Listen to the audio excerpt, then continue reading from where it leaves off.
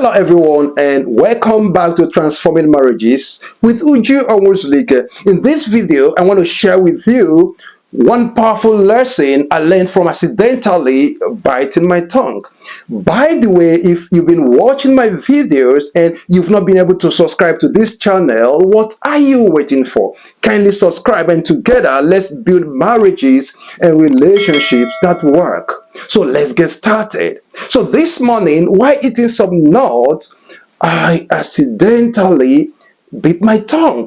It was so painful and extremely discomforting. And it got me thinking, sometimes, even without meaning to, we cause harm and pain to ourselves and to others.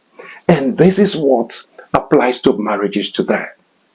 Sometimes you do not intentionally plan to have conflict with your spouse. Sometimes you don't even want to have this conflict with your spouse. But this conflict rear its ugly head to say to you, here I am, you must handle me. Conflicts in marriages are not the issue. Why are they not the issue? Because they are bound to happen. So if you see anybody that will say to you that they don't have conflict in their marriages, that person is not telling you the truth. They are bound to happen because two of you are different people. You have different personalities. You process things differently, and you also have different worldviews. So the problem is not the conflict that will arise, but the problem is this: when that conflict arises in your marriage, how are you able to handle it? How are you able to manage it?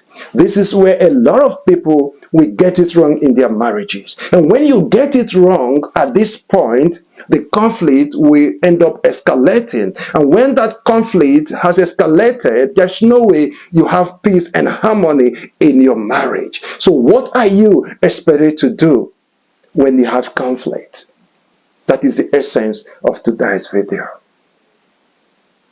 Have you subscribed?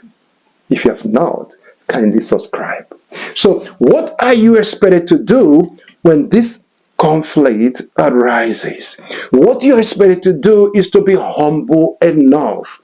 A lot of people are not humble enough to handle conflict in their marriages. And do you know why they are not humble enough? Because they have allowed pride and ego to creep in. And when pride and ego are in the equation, there's no way you'll be humble enough to see what you have done wrong.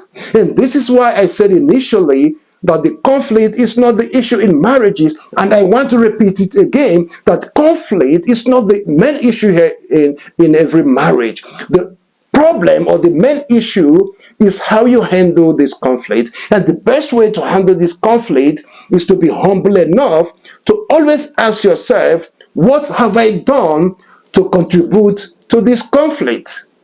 A lot of people are not asking themselves this question. If you don't ask yourself this question, you will not be able to face the conflict you have in your marriage. But when you are humble enough to ask yourself, what have I done wrong? You will be able to identify what you have done wrong. And when you identify what you have done wrong, what you are expected to do is to acknowledge it and then say to your spouse, I did A, B, C, D. I know I am not supposed to do it, and I apologize. When you say that to your spouse, you see that that conflict will be resolved. But when you don't say that, when you allow pride and ego, when you allow your personality to overshadow what you're supposed to do, you end up escalating that conflict. But when you are humble enough to search inward first and acknowledge your wrongdoing and ask for forgiveness or apologize to your spouse, you will see that you will be able to handle the conflict. So this is what I want you to do.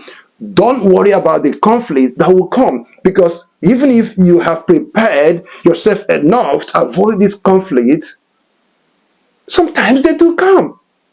Like the example I gave you earlier on, biting my tongue.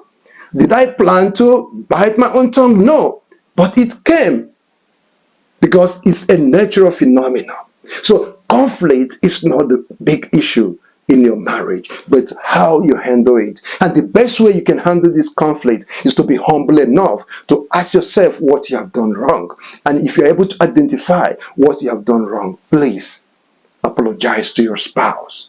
When you do, you'll see that that conflict will be resolved, and you continue to have that peace and that harmony that you need in your marriage. Share this with others. I want to see marriages work. And in case you have not subscribed, kindly subscribe for more. God bless you and bless your marriage.